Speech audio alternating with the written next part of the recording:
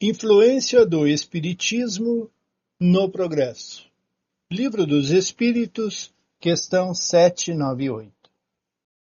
O Espiritismo será para todos ou permanecerá como privilégio de algumas pessoas? Certamente se tornará uma convicção íntima de todos e marcará uma nova era na história da humanidade. Porque está na ordem natural das coisas, na natureza, e é chegado o tempo de ocupar o seu lugar entre os conhecimentos humanos.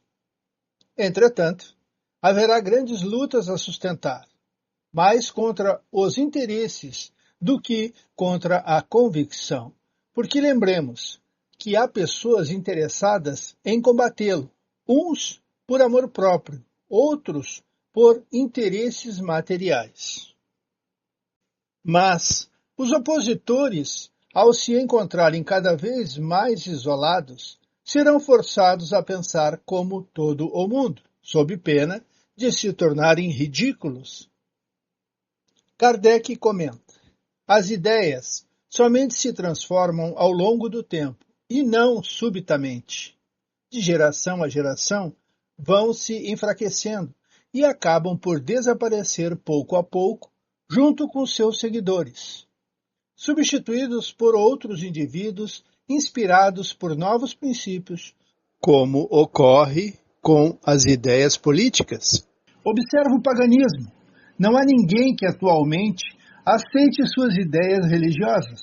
Entretanto, muitos séculos após o surgimento do cristianismo, ainda há traços do paganismo, que somente a completa renovação das raças pode apagar.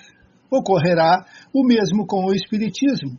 Ele fez muito progresso, mas haverá ainda, durante 2 ou 3 gerações, um fermento de incredulidade que apenas o tempo destruirá. Todavia, sua marcha será mais rápida do que a do cristianismo, porque o cristianismo é que lhe abre o caminho e está nele apoiado. O cristianismo tinha o que destruir. O espiritismo só tem que edificar. Do livro A Gênese, no capítulo Predições do Evangelho, item 40. O espiritismo não é uma doutrina individual, nem de concepção humana. Ninguém pode dizer-se seu criador. Kardec foi o codificador. É fruto do ensino coletivo dos espíritos, ensino a que preside Espírito de Verdade. Espírito de Verdade, Jesus. Nada se suprime do Evangelho, antes o completa e elucida, com o auxílio das novas leis que revela, conjugadas essas leis às que a ciência já descobrira. Faz se compreenda o que era ininteligível e se admita a possibilidade daquilo que a incredulidade considerava inadmissível. Teve precursores e profetas que lhe pressentiram a vinda. Pela sua força moralizadora, ele prepara o reinado do bem na terra. A doutrina de Moisés incompleta ficou circunscrita ao povo judeu. A de Jesus, mais completa, se espalhou por toda a terra, mediante o cristianismo, mas não converteu a todos. O espiritismo, ainda mais completo, com raízes em todas as crenças, converterá a humanidade. Evolução para o terceiro milênio, capítulo Origem do Espiritismo. Moisés preparou o povo judeu para receber 15 séculos depois dele o cristianismo. Sobe ao Monte Sinai e aí promove a primeira revelação por via mediúnica. Recebe o Decálogo, o primeiro código moral da humanidade. Moisés e sua lei impuseram e fixaram definitivamente a crença em um Deus único. Foi assim a preparação do caminho para a revelação muito maior do Evangelho, a segunda.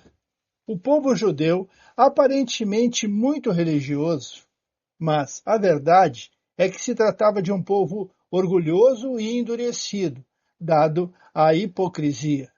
Em tal meio, desceu Jesus, o Cristo, o Espírito puro que governa a terra.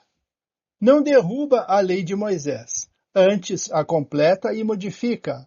Pela primeira vez, chega ao ser humano a noção de paternidade, misericórdia e providência divina. Livro dos Espíritos, 799. De que maneira o Espiritismo pode contribuir para o progresso? Destruindo o materialismo, que é uma das chagas da sociedade, e fazendo os homens compreenderem onde está seu verdadeiro interesse. A vida futura, não estando mais encoberta pela dúvida, fará o homem compreender melhor que pode, desde agora, no presente, preparar seu futuro.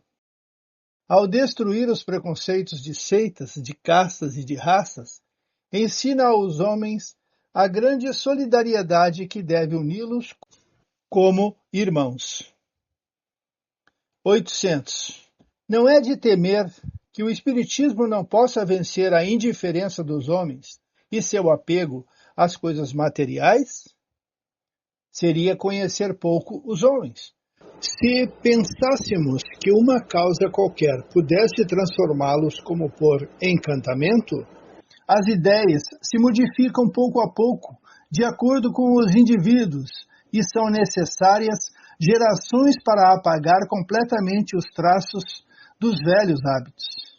A transformação só pode, portanto, se operar ao longo prazo, gradualmente, passo a passo. A cada geração, uma parte do véu se dissipa. O Espiritismo veio rasgá-lo de uma vez e, conseguindo corrigir no homem um único defeito que seja, já o terá habilitado a dar um grande passo que representa para ele um grande bem, porque facilitará os outros que terá de dar. 801. Por que os Espíritos não ensinaram em todos os tempos o que ensina hoje? Não ensinas às crianças o que ensinais aos adultos, e não se pode dar ao recém-nascido um alimento que não poderá digerir. Cada coisa tem o seu tempo. Eles ensinaram muita coisa que os homens não compreenderam ou adulteraram, mas que podem compreender agora.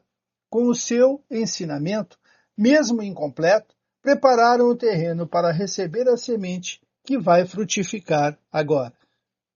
802. Uma vez que o Espiritismo deve marcar um progresso na humanidade, por que os espíritos não aceleraram esse progresso com manifestações tão generalizadas e evidentes que convençam até os mais descrentes?